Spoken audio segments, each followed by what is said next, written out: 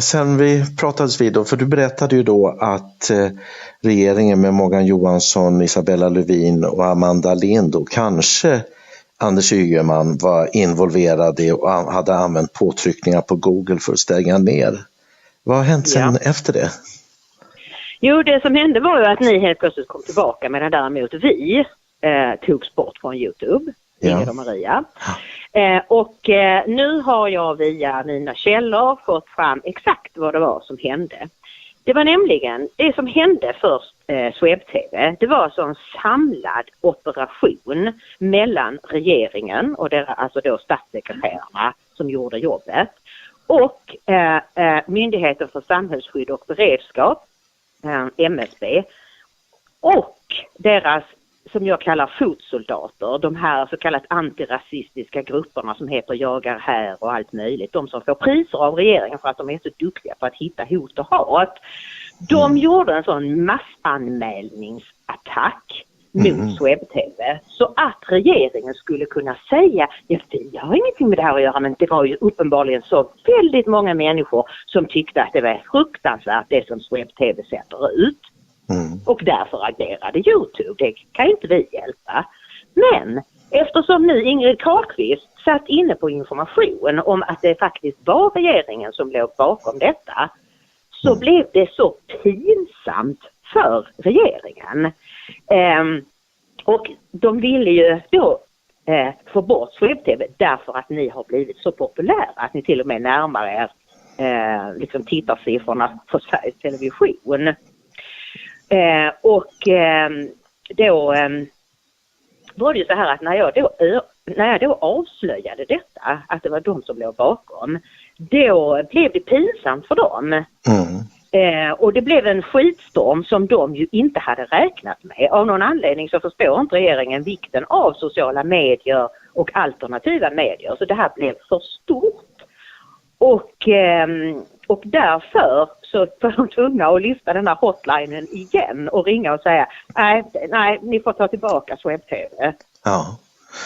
En sak som är lite intressant är ju det här, det var Öystein Rönne då, som har medverkat i SwebTV, som kom på den tanken att varför bryr sig Google om vad svenska regeringen säger, och varför kommer de på möten där de ska stå till svars för det som de kallar för hat och hot, men som egentligen bara är att man ogillar regeringens politik.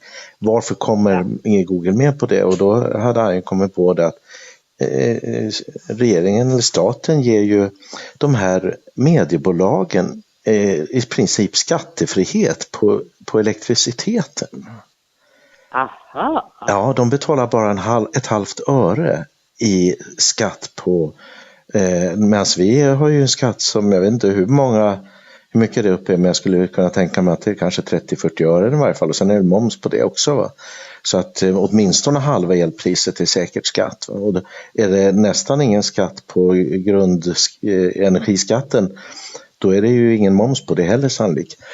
Plus att de får etableringsbidrag och den här andra bidrag.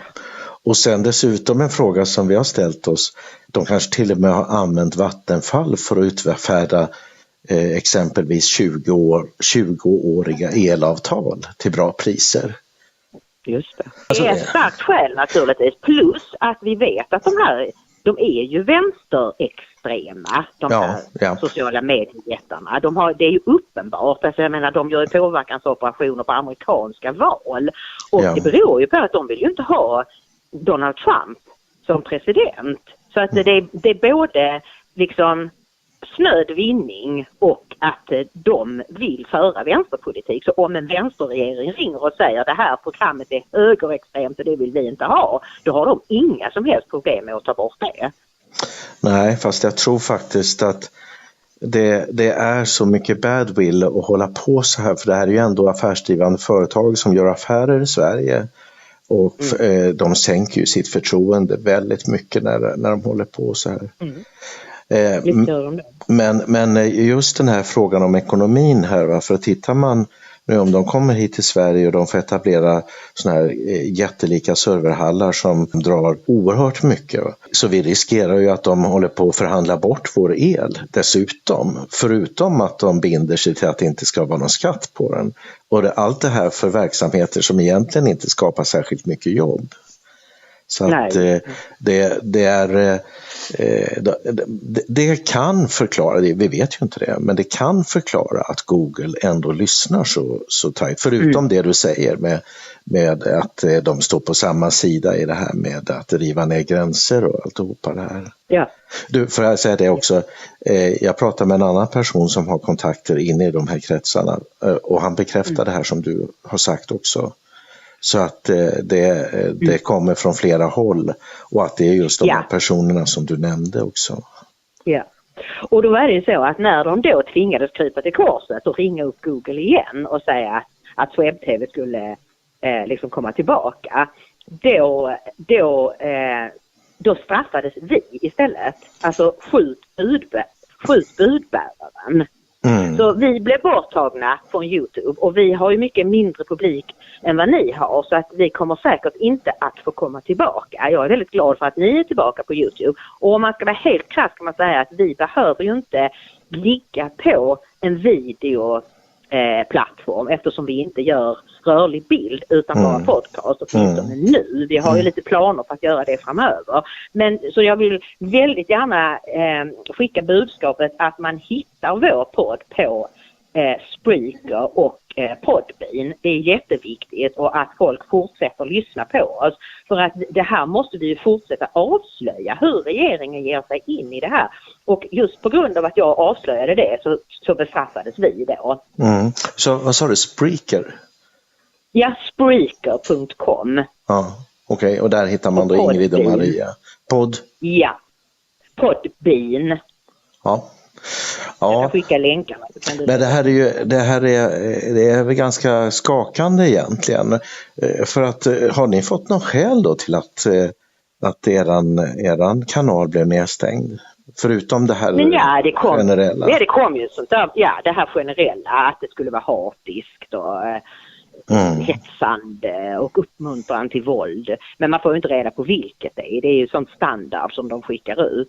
Och de talar också om att vi får inte lov att skapa några nya YouTube-konton. Nej, just det. En sak jag tycker det här måste faktiskt även reguljära medier börja reagera på. Att de använder de här påståendena om hat och hot. Det är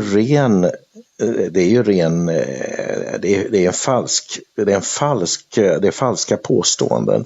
För att det handlar om är ju att de kallar ju allting för hat och hot som ifrågasätter regeringspolitik. Men det är ju ingen som har känt sig anklagad. Men det är ju ingen vanlig människa som säger att nu känner jag mig hatad och hotad. Det förekommer ju inte. Nej. Utan det är alltid så att säga de här verktygen tillsammans med makthavare som säger att nu har ni hatat och hotat. Och nu ska vi stänga av er. Och jag undrar om inte det var så här det gick till i Sovjet också faktiskt. Att man kallar det för samhällets fiender och sådana saker. Och nu säger man att det är hat och hot. Exakt, och det handlar ju om att politikerna ska få lov att göra vad de vill, och vi ska inte ens kunna kritisera dem. Jag menar, har du tänkt på det? Att det är ingen som längre pratar eller skriver om politikerförakt. Det är någonting som det gjordes artiklar om hela tiden förut, och man gjorde undersökningar. Nu pratar man inte om det längre. Nej, men det är hat och hot. Ja, det är hat och hot. Alltså, för vi får inte lov att kritisera, vi får inte lov att förakta politikerna som ljuger oss rakt upp i ansiktet. För det är hat och hot. Så att de ska ha carte blanche och göra exakt vad de vill utan kritik. Och det är alltså att det inte är någon mediekanal av de reguljära medierna som åtminstone tycker att man skulle kunna sätta en del frågetecken kring det här pratet om hat och hot. Och en sak som Google sa då när de blev uppkallade till regeringen, upp eller ner kan man diskutera, då var det ju att de skulle ha 10 000 personer som sitter och granskar materialet. Jag menar, det här är ju Google och YouTube, det är ju bara en kanal. Ja. Varför ska de sitta och granska överhuvudtaget? Är det någon som säger olämpliga saker som är straffbara, då ska det väl ställas inför rätta istället, att man har någon form av utomstående instans. Om vi nu hade hetsat, då skulle de ju ha polisanmält oss för hets mot folkgrupp. Och så fick vi väl då försvara oss i en domstol. Jag tror inte ens det hade räckt till ett åtal. Men jag menar, det här är ett sätt att liksom kringgå yttrandefriheten på ett väldigt lömskt sätt.